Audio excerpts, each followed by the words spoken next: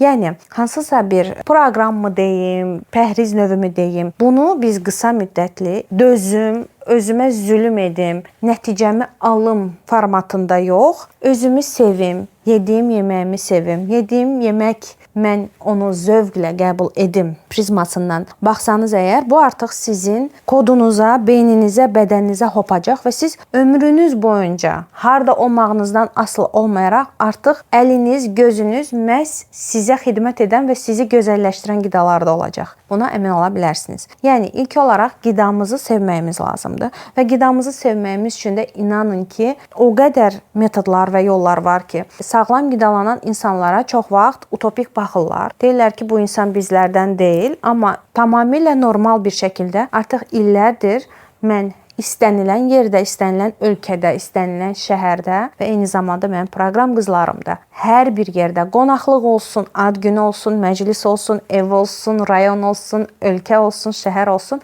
hər bir yerdə sağlam qidalanmağı davam etdirə bilirik.